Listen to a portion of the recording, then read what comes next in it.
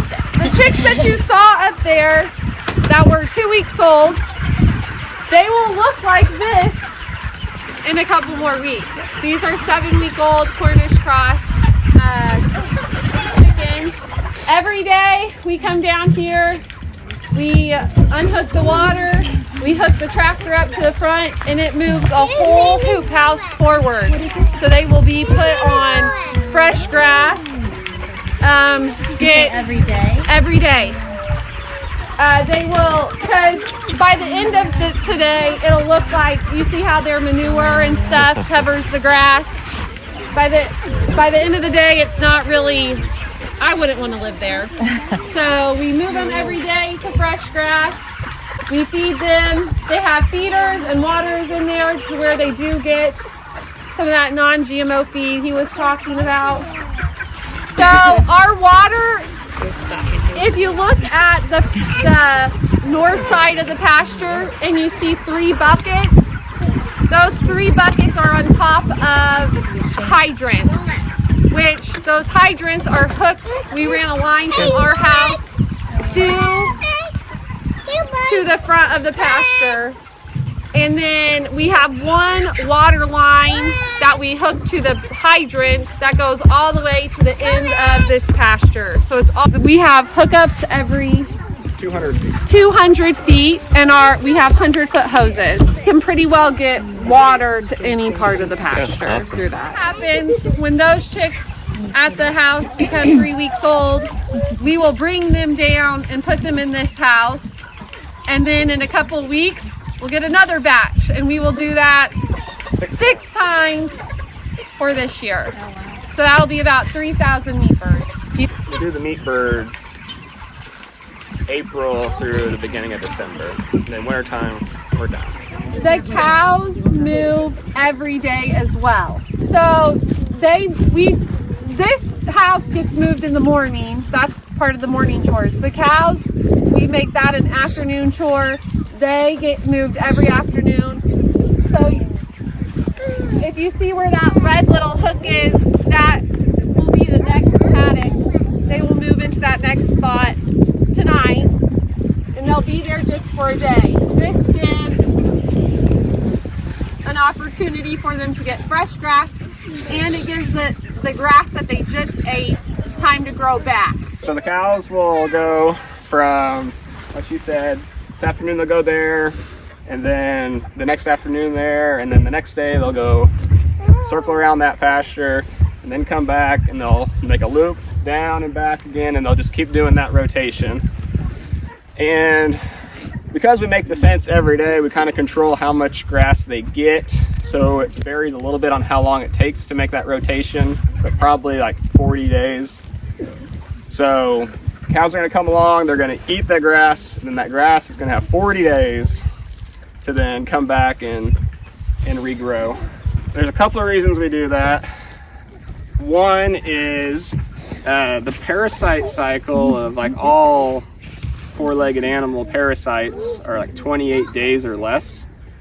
So as long as they're moving away from the manure, we don't have any parasite issues. So no wormer is used. So there's that, and then there is the grass. How in depth do we want to go? All right, chickens are moving and the cows are moving. They are moving because grass moves. You know, grass moves, plants move. Do you know that, Josie?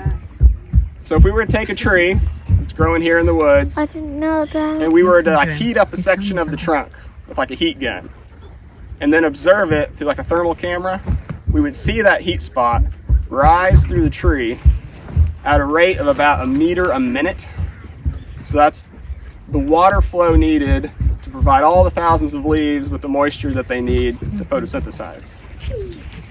If we were to look at a ryegrass plant in the same way, you would see a rate of 25 centimeters, just a quarter of a meter, every second. So grass plants are like the Ferrari of the photosynthesis world. So in the process of photosynthesis, we have grass plant converting sunlight into energy, absorbing carbon dioxide, and then storing some of that energy via the carbon in the soil.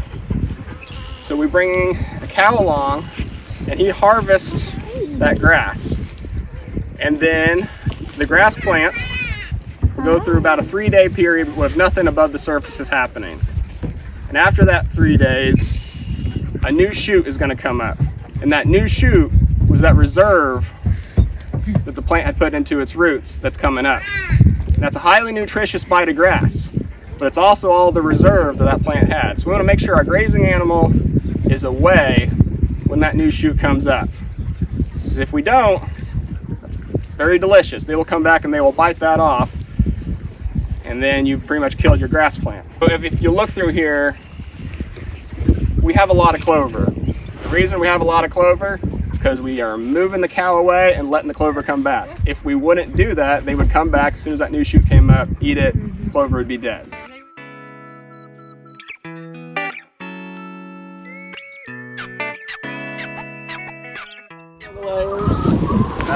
They're moved Monday, Wednesday, and Friday. So the reason that they are,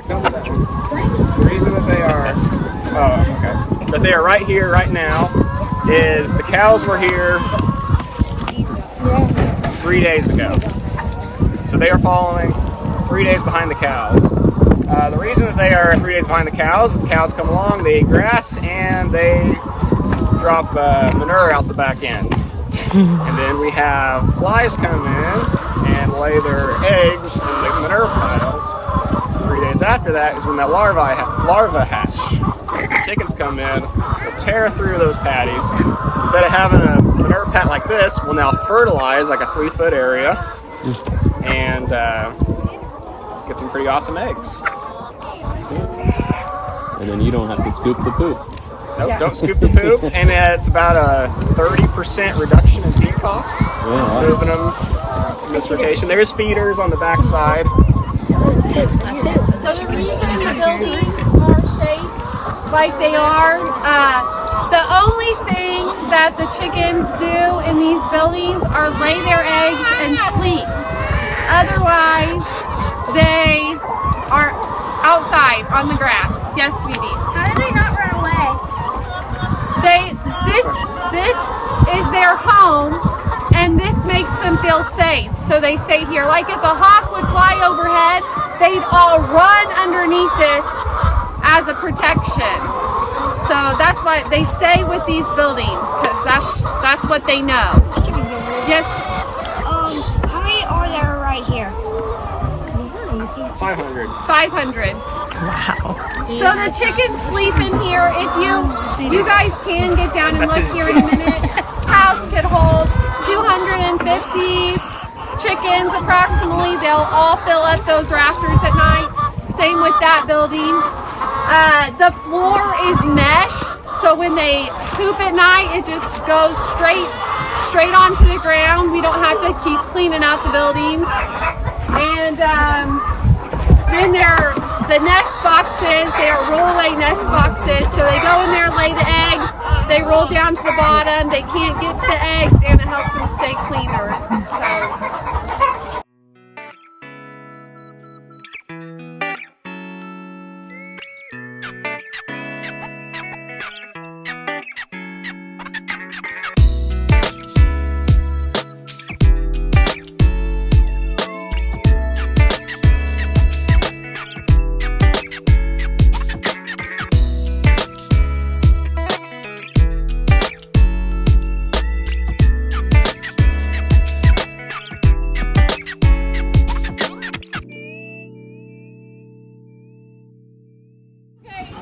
Sheep is our last thing. They move also every Monday, Wednesday, and Friday in the morning. We got them about 3 weeks ago. They were born this spring, and come December, this grass won't look as luscious as it does right now. So they will graduate to the freezer and find some tables to fill for food.